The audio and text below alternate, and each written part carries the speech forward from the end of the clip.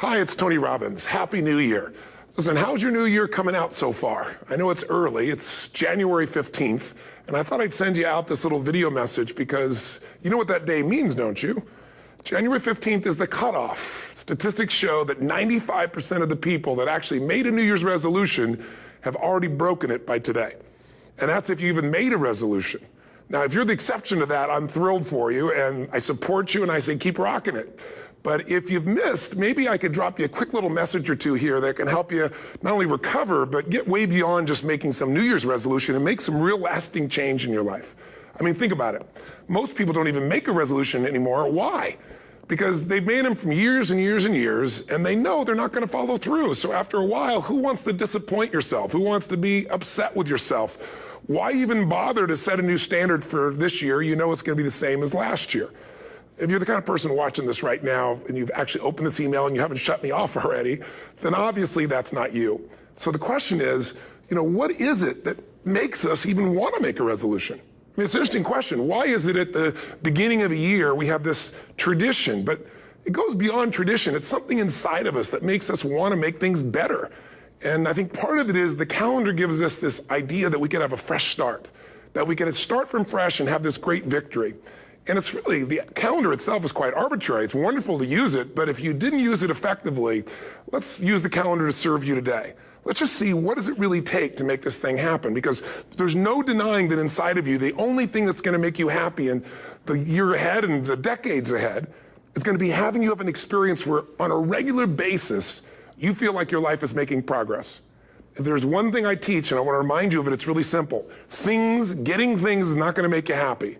That's good news in a tough economy. It's a good reminder. It doesn't matter what you get. Doesn't matter whether it be money or opportunity. All those things might excite you for the moment.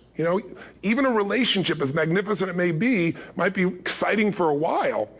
But if you don't keep growing, that relationship isn't going to stay exciting. So the secret to real happiness is progress.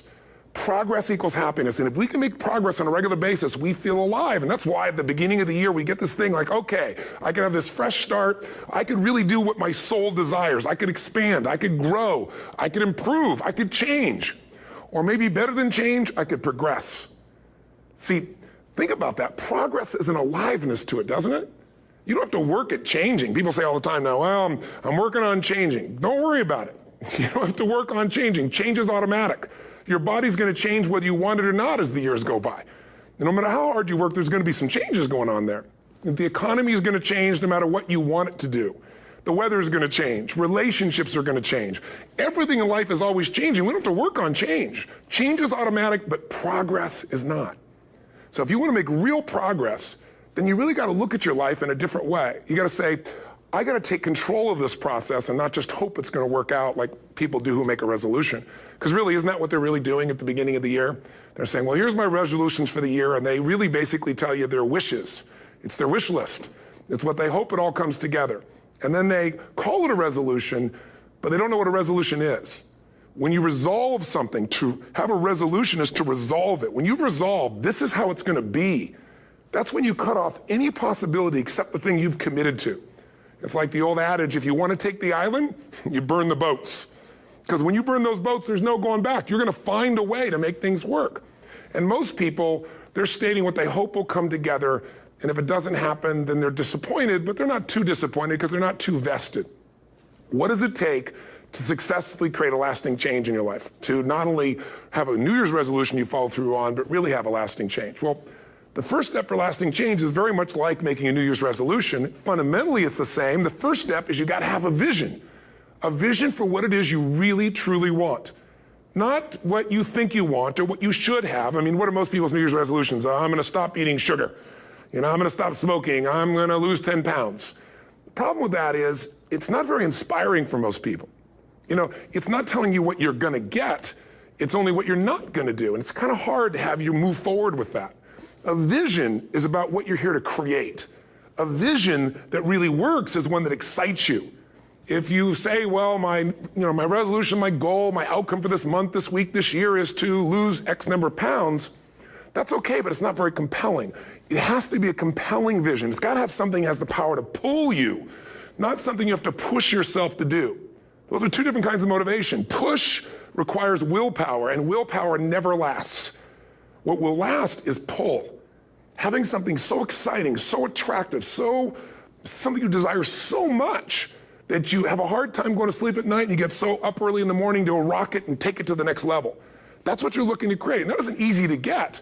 But one of the reasons we do seminars and events and we say, why do that? Why not just read a book or something? Is because when you get in an environment where you're with people that are being put in a peak state, like when you're going to a sporting event, if you watch a sporting event at home, it might have a certain level of excitement. But when you're in a stadium with 50,000 people, suddenly it has a whole different level of intensity. And we feel that. And the bottom line of our follow-through comes down to our emotional intensity. In a different state of mind, you're going to come up with a much better and a more exciting vision than if you're sitting on the couch going, okay, what are my new resolutions for this year? And you're doing it the morning after the new year has started and you're a little inebriated and the football game's on in the background. Probably not going to have the power of focus there. Probably not going to have the power of the energy to create something that's going to pull you for this year. And you got to do that. So it's got to be a vision that's compelling. Something that it's going to be a gift to make sure that it happens. And also, along with that compelling vision, you got to have strong enough reasons that you're going to follow through when the going gets tough. That's one of the biggest things missing for most people. They say, this is what I want to do.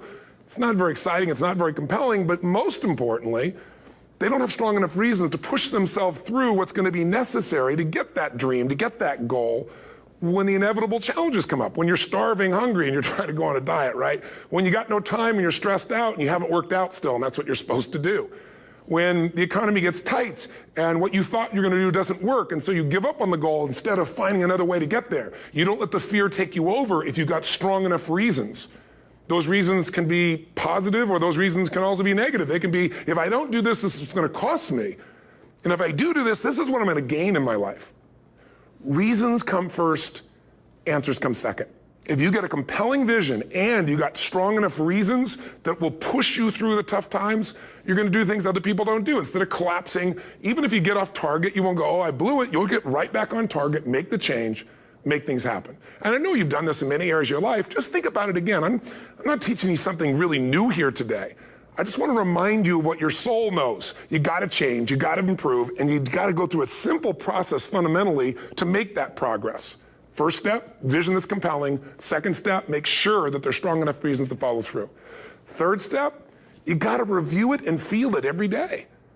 I mean, anything. Have you ever had this happen in your life? Has there been anything in your life that you've ever wanted so badly? You were so desirous of it. You had such a hunger for it that you couldn't stop thinking about it. Could have been a career move, could have been when you were a kid, a car, it could have been a relationship, it could have been anything, but you were obsessed. You wanted to make this happen. You wanted to attract this to your life. You just wanted something. And you didn't even know how to get it. But it was so compelling to you. You kept thinking about it every day, envisioning it, imagining it, feeling it. And then stuff happened. And suddenly you started to attract people or situations to your life, and it just came together. Like, you didn't even have a total plan. It was just that it was so a part of your focus with so much intensity and emotion so often that it sensitized you to notice anything that could get you there. There's a part of your brain called the reticular activating system. For short, we call it the RAS. That part of your brain determines what you notice in the world. And it's really important because when you set a goal, when you get really clear on a vision, and there's strong enough reasons, and you review it enough, and it becomes a part of you, that part of your brain says, anything that relates to this, I need to notice. It's like, did you ever buy a certain kind of car or maybe a certain outfit, and suddenly you see that car everywhere, or those outfits everywhere? Well, you know, the cars were always around, but why do you see it now? Because your RAS knows this is important. This is part of my world now. Similarly, when you really get clear and it's compelling and you're reviewing it every day, you've got strong reasons and you're reviewing it every day and you're feeling it, the brain becomes incredibly acute at noticing anything to get you to move forward. And so that's the power of this. So, you know, what do people do with a New Year's resolution? They come up with something they kind of want. It's not a compelling vision. They don't really have strong enough reasons, and they never review it again until they notice that they broke what they said they really want to make happen, because they didn't really resolve. If you resolve, you got the vision, it's compelling, you review it daily, and you feel it. You envision it, and you experience it. Simple as it sounds. Now, ultimately, what is this really about? Ultimately, if you're going to have lasting change in anything, you're really talking about just raising your standards. I mean, I always tell people, if you want to know how to change your life, I give it to you in 3 words, boring as it sounds: raise your standards. And what does that mean? Corny as it sounds. Raise your standards. Oh, thank you for the breakthrough thought, Tony. I'm glad I wasted my time watching this little email with you. But think about it. Lasting change is different than a goal. You don't always get your goals, but you always get your standards. Maybe it would help you is to think about it this way. I try to explain standards to people with a different set of words. Think of it as everybody in life gets their musts. They don't get their shoulds. Like, think about it. Most people have a list of shoulds, don't they? Don't you have a list of the shoulds, things you should do, you should follow through on? I should lose some weight, I should work out more, I should make more calls, I should respond more rapidly to my email, whatever, you know? I should get into the office earlier, I should be, more confident, whatever your should list is. People love to have their should list be met, but it's kind of like New Year's resolutions. If it does, it's really exciting, but if it doesn't, which is most of the time, it's a little disappointing, but you kind of know it's not gonna happen. But when you decide something is a must for you, an absolute must, when you cut off any possible, you say, I'm gonna find the way or I'm gonna make the way. Human beings, when they resolve things, when they make a real resolution inside themselves, which is they raise the standard and they make it a must, they find the way. Think about it in your own life. Haven't you had some area of your life where you raise your standard and your life has never been the same? Maybe at one time in your life you smoked cigarettes, or you did something and you did it for years and you kept trying to change it and kept telling yourself I should. And then one day something happened. Something just clicked you over. Something took you over that kind of tipping point. And inside yourself you said no more. And it was a very, very different experience, wasn't it? Something inside of you shifted and what was a should became a must and you've never gone back. Is there an area like that in your life you can think of? Again, did you ever smoke cigarettes? Did you ever eat a certain way, drink a certain form of alcohol, and then finally say no more, and you just don't go back? And notice this, it doesn't really take any willpower anymore. Because somewhere when we make this click, when we make something a must, we attach ourselves to it. It becomes part of our identity. And one thing I've learned in the last, 33 years of working with people from now over 100 countries, 4 million people, is human beings absolutely follow through on who they believe they are. If you said to me, well, I'm really gonna work hard to stop smoking, but I've been a smoker my whole life and I am a smoker, I know your days are numbered. You're gonna be back smoking cigarettes again because we all act consistent with who we believe we are. I tell people the strongest force in the whole human personality is this need to stay consistent with how we define ourselves. If you define yourself as somebody who is really conservative, you're not gonna be crazy and act nuts unless you're really drunk or something, and then you can say it's the alcohol, when it's really just you finally getting permission to be yourself. The alcohol is your excuse. If you're a really crazy person, you act crazy, outrageous, playful. You don't act conservative because that's not who you are. Very often people say, well, I can't do that. I'm not that kind of person. And I always say to people, really, when did you define yourself? I mean, really, how many years ago did you come up with what you could and couldn't do in your life? How many years ago? Most people, if they really look at how they're living their life today, it's based on a set of standards, a set of beliefs that they made choices about 10, 20, 30 or more years ago. I mean, very often we made decisions in our youth or very young about what to believe, about what we were capable of, about who we are as a person, and that becomes the glass ceiling, if you will, that controls us. There's a corny metaphor, but it's true. I remember one time I was with my family at the circus and there was a person there and they had this big giant elephant, and you look at this elephant and they take this little rope, put it around the elephant's neck, and they drive this stake into the ground.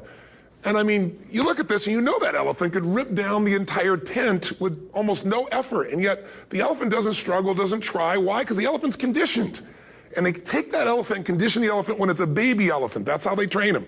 When it's a little baby elephant and it doesn't have the power yet, they put a big rope around it and they drive this huge stake in the ground, and the elephant fights and fights and fights. And one day, finally, that elephant decides, I'm not capable of pulling this out.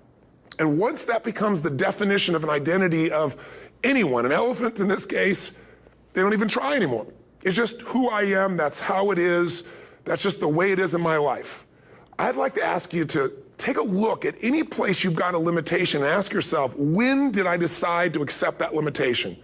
And you may not even see it as a limitation. You might see it as just that's who I am.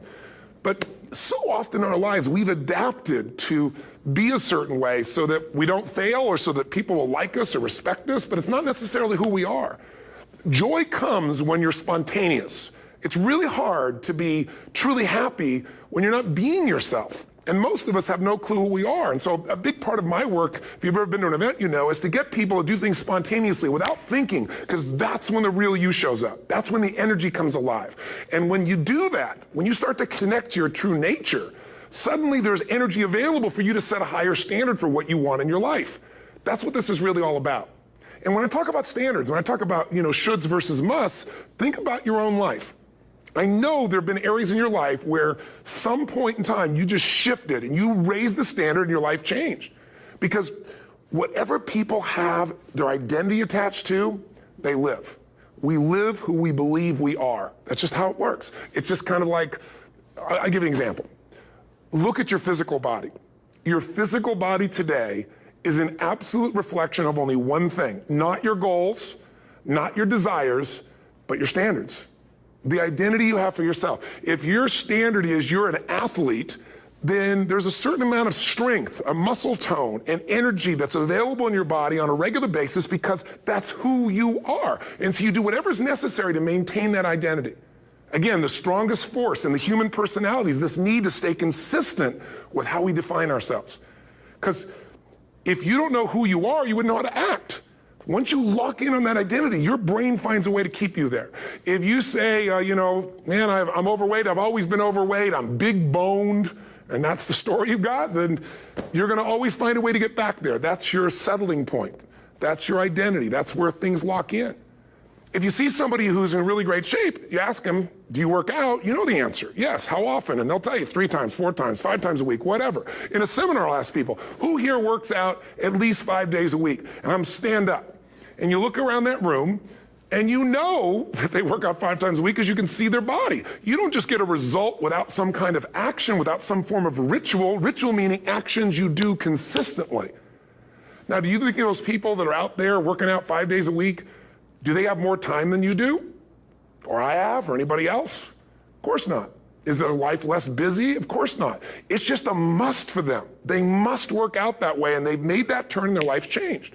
So I'm not saying you have to work out 5 days a week. I'm just saying whatever you really want, wants don't get met consistently. Standards do. Whatever you identify, this is who I am. And so it's not so much about changing your identity as there's expanding it. You know, deciding that, you know, instead of your goal is to lose 10 pounds, which is not compelling, what if your vision was to get back to my fighting weight? You know, this year, this month, this next 90 days, I'm gonna transform my body. I'm gonna take on a new challenge. I'm gonna find some technique or strategy, there's a million of them, that can reframe myself where I wanna feel younger, stronger, more vibrant than ever before. Here's my reasons, because I want the energy to really make my life work. Because it's tough out there and I wanna be stronger than I've ever been before. I wanna go in front of the mirror and if I'm naked, not, you know, wanna laugh. I wanna look there and take a good look and go, yeah, I'm proud of whatever I see there. Whatever it takes, something's gonna make you laugh, smile, something that's gonna tease yourself, but something's gonna move you to another level. If you identify yourself in a new way and you own that every day, and that becomes the standard of how you live, you'll find the way to make that standard real. Money's the same way. Think about it, it doesn't matter what's happening, quote unquote, in the marketplace. People that make money find a way to make money no matter what, don't they? I mean, most people's standard is to pay their bills.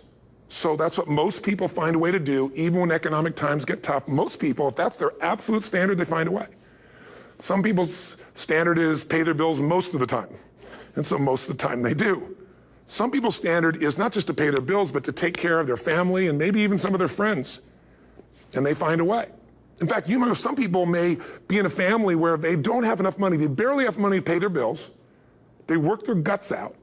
And then somebody, their mother, their father, somebody else, their sister gets ill, and there's not enough money to take care of it. Nobody else has money in the family. They don't either, but they find a way to get that money to take care of their mother or father, don't they?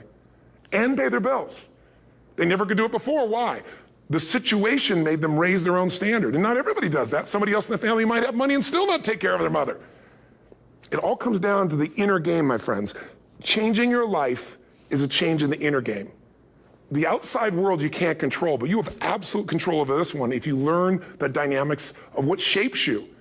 And identity is one of those simple, clear, fundamental basics that if you start to shift it, everything else will shift in your life as well.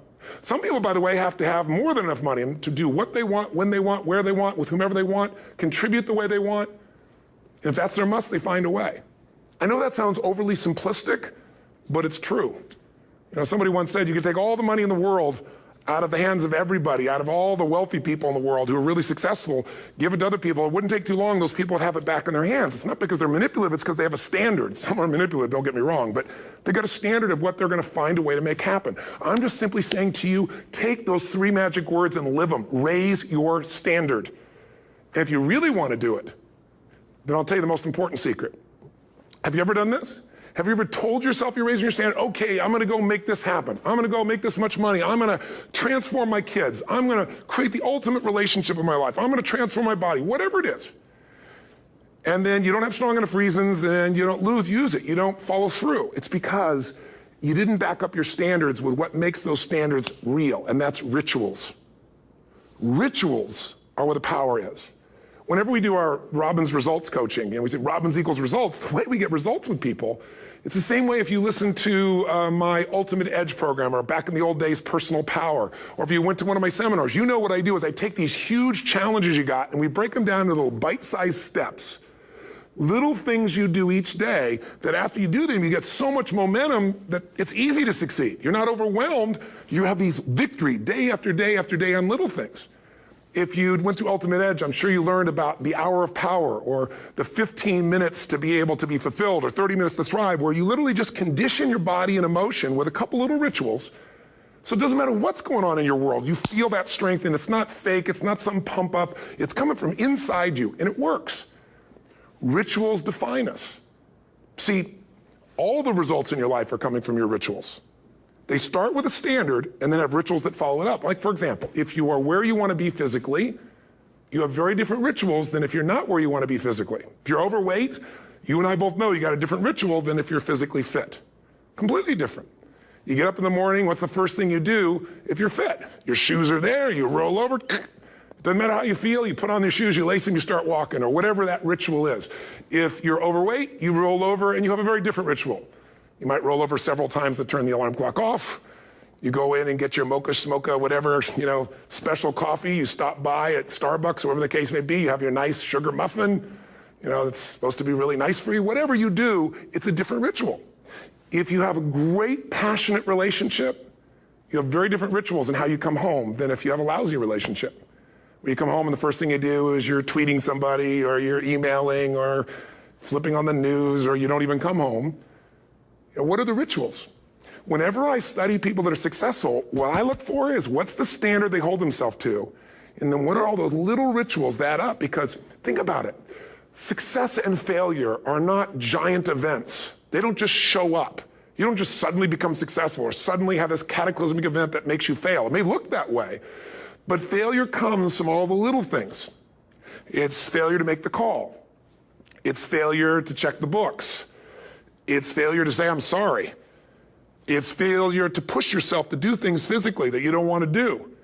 And all those little failures day after day come together until one day some cataclysmic event happens and you blame that. That event happened because you missed all the little stuff. Do you agree with me? And success, by the way, is not some overnight event. It's all these little things. Success is having a vision. Success is making it compelling. Success is really seeing it and feeling it every day with strong enough reasons. Success is feeling the sense that I'm here to grow and I'm here to give something to the world more than just myself. Success is caring about other people. Success is calling and saying, I love you in the middle of the day for no damn reason. Or sending a note. That'll change your relationship. Have a ritual of something funny, playful, or a surprise you do. How many relationships are dead today because they have no surprise rituals anymore? You need to have some rituals, some cool things you do that nobody else does that gives you a better life than anybody else has. All the little stuff, that's where success comes from. In business, it comes from delivering more than anybody could imagine. All those little things add up. People go, wow, that's who I want to do business with. It's true in any area of your life. So if you look at somebody who's really successful and you think, wow, they're so amazing, they're such a genius, you got to dig underneath and you got to remember something. People are rewarded in public for what they've practiced for years in private. Myself and my business people say, how do you get up and speak? And you have no notes and you go for 3 days and nights and the room is like, everybody's wired and it's incredible. It's like a rock concert. How do you do that? How do you have that confidence? Well, it's not confidence, it's experience now. But I did so much behind the scenes and I still do to make things right. How many people would know that since the time I was 17 years old, before I walk out on stage, still do to this day, wouldn't need to do it, but I still do it, I never walk out there without being in an absolute peak state of mind. You know, there are days my back is hurting, my throat was hurting, or I may have had a challenge, or my father passed away, and I've still got to deliver for these people because my standard is give my all every time. Every event has to be better. Talk to anybody who's been to our events for 5, 10 years, some of our trainers, and I'll say, I don't know how he does it. He always finds a way to make it better. That's not an ego thing. That's a standard in me. I have to find the way. And my ritual, though, is I prepare, I think, I gather new information, I figure out how to put something across better. What do people need? I spend time with our customers. I see what's going on. And before I get on stage each time, I have this little ritual to put myself in a state of mind. And I did it starting like 17 years old. I started doing it. I'd say, I now command my subconscious mind.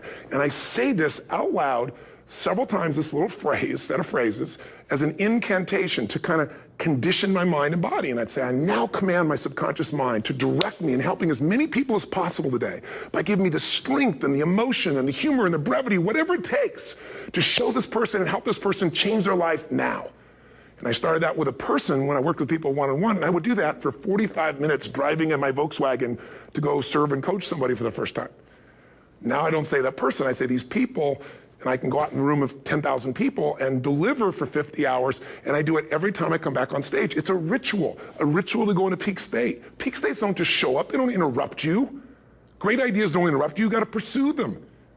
I talked to Michael Jordan, I'll never forget, at the peak of his career, and got to watch his final game, saw him backstage and spent some time with him, and it was a pretty exciting time. He was the greatest basketball player I think that ever lived and has ever lived. And I asked him, I said, you know, what sets you apart, Michael? You know, what is it? And is it God-given talent, ability, skill? What is it? And he said, Tony, you know, he said, I can shoot you straight, and you know it's not, you know, me trying to act humble. He goes, I have a lot of talent, a lot of God-given talent, a lot of skill. I've worked really hard. But he said, really, it's my standards. He said, every day I demand more from myself than anybody else could humanly expect. I'm not competing with somebody else. I'm competing with what I'm capable of. Magic formula. Because most of us lower our standards. Why? Because who you spend time with, my friends, is who you become. One of the biggest reasons I started going to seminars when I was like 17 is I had nobody around me as a great role model. I could read about somebody, but being around people, being in that environment was very different. Finding a way to go to work with someone who lived that standard of life was very different. You get around people with low standards and you compete with it. You don't need to compete with it. It's like, okay. I mean, remember Jerry Springer? I don't know if he's still in the air, but you know, I remember he used to get people on the show and I thought, where would he find these people? And why would people watch? I'll tell you why they watch. They watch these people and go, my life's still pretty darn good compared to that person. Look at them. You don't have to change your life. All you have to do is find somebody with a lower standard and you'll feel good about yourself. But if you feel that good feeling, it's an illusion. The only thing that's gonna make you happy, my friend, and this year or any other, is to step up. It's to raise the standard, it's to discover what you're capable of and feel that incredible power of pushing through whatever's holding you back and get to the other side of more of your true self. That's what this game's all about. And look at the best in the world in anything. Tiger Woods, what's his vision? To win golf tournaments? No, to be the best that ever lived. That's his goal, that's his vision. But here's what's interesting, he backs it up with rituals. If you just have a vision and you don't have the rituals, stop lying to yourself.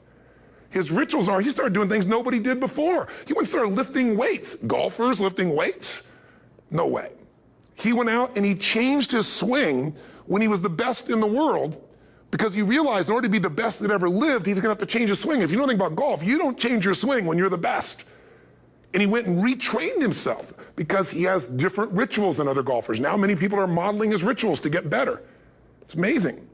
You know, you look at somebody like Michael Phelps, the 2008 swimmer, won 7, you know, only 2 people I think in history, if I remember correctly, that have gotten 7 gold medals in one session.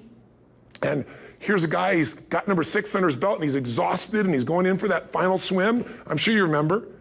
And how does the guy win? By 1/100th of a second. Do you think that was some massive skill that got him over the top? Or was it a standard that says, this is who I am. I am the champion. And no one is taking this from me. And somehow in those final milliseconds, 100th of a second, he pushed himself just beyond his competitor. But you know about Michael Phelps? What allowed him to be able to push beyond that moment is his rituals. Go study the guy. Most people who swim have these unbelievable workouts. He does 2 and 3 of those workout sessions a day. All the other swimmers in the beginning thought he was insane. You're gonna overtrain, you can't do that, it's not physically possible. But he had a standard and the rituals to back it up. So here's my final message to you, because I've gotten carried away. I thought I was gonna send you like a 5-minute message, but as you can see, there's no script here, it's just me going a little crazy with you, but I wanna really see you get what you want this year. Don't let this year be like last. And if last year was great, still don't let it be that way. Raise the standard. If your life is perfect and extraordinary, you darn well know you're not gonna be happy unless you keep making it better. That's what makes us feel alive. It's not what we get that makes us happy, it's who we become and what we're able to give because we become more. That sense of contribution is what creates the deepest meaning. So here's my assignment for you, if you want one. If you wanna go from conversation to some action, here's a simple thing to do. What's an area of your life right now that you really wanna improve? What's an area that's important to improve? If your body's great, how about your career? If career's great, how about your relationships? Intimate one especially, or your kids, or your relationship with your creator, your spiritual side of your life. Or is it your finances? Figure an area that really matters, decide on that area. Number 1, write down what your life is like in that area right now as specifically as possible. So you might say, well, I'm 13.5 pounds overweight, whatever the weight is, whatever the situation is, or my body fat's like this, or I wake up exhausted in the morning, and you write the truth of where you are right now. So you're real clear. Or I'm not in a relationship. I say I want a relationship, but I'm not in one, and I don't seem to find them. All the good ones seem to be gone is my belief. And I really do want one, but I don't have it. Whatever your definition. Or I'm in a relationship, and God, I wish I wasn't in a relationship.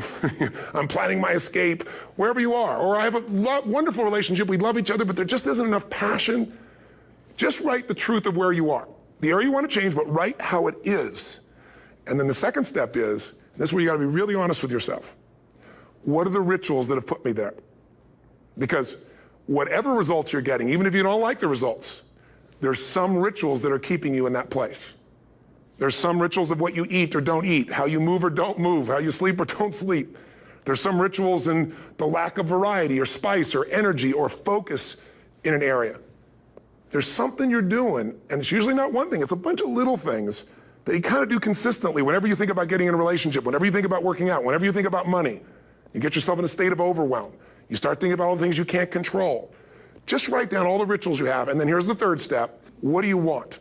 What's your vision? And be really specific. I want to be my fighting weight. I want to be the strongest I've ever felt. I'm going to turn my, whatever it is, be specific. And then, last step, number 4, what are the rituals that'll get you there? What would you need to do differently each morning if you're going to be that kind of energy, that kind of strength? How often would you work out? What days would you work out? What time? A ritual is something you do consistently, usually at a specific time, so it becomes automatic. Let me tell you something. Willpower doesn't last, but rituals can last a lifetime. I bet you have some rituals in your life right now you've been doing for years, even though some of them don't serve you. I'm just saying, wake yourself up. If you want a new year and a new life, you don't need to start on January 1st. Start today. Start with this little video. And just begin to see what happens and see how easy it is to just do a few little rituals. Don't do them all, just do 2 or 3 new things. And you know what happens? You'll get momentum. Because once you discipline yourself in one area of your life, you feel yourself doing it in other areas as well. And I always say something that my original teacher taught me. I always remind people, there's always 2 pains in life. There's the pain of discipline, or there's the pain of regret. And discipline weighs ounces, as my friend Jim Rohn taught me. Regret weighs tons. You don't want to have regret. So right now, what do you want to change? What's it really like? What are the rituals that got you there? That'll take a little homework. If you're not sure, ask the people around you. They'll tell you what your rituals are. What do I really want in depth? What are the rituals that'll get me there? And then get yourself to start a few of those actions and lock them in place. If I can help you in any way, we're here as a company to support you. Come have an event with us. Come to Unleash the Power Within or Mastery University, or get a coach. You can get a free coaching session if you call our company and click on something on this. Will probably have something on it, or get a product. Or don't do anything with us, but do something with somebody, starting with you. If you make the changes in yourself, you're going to be proud this year, and no amount of money or accolades from other people can mirror the feeling of being proud of knowing you've taken back control of your life, or you've taken a great life to another level. Because once you do that, you have something you can give other people, whether it be your kids or your friends or your family. And ultimately, that's what life's about. So thanks for listening. I don't know how long I went here, but I hope this has been helpful for you. I just thought it's a new year, and I want people to be able to truly create a new life. And until I see you again, hopefully soon, or gets a chance to meet you, live strong and live with passion. And of course, God bless to you. Happy New Year.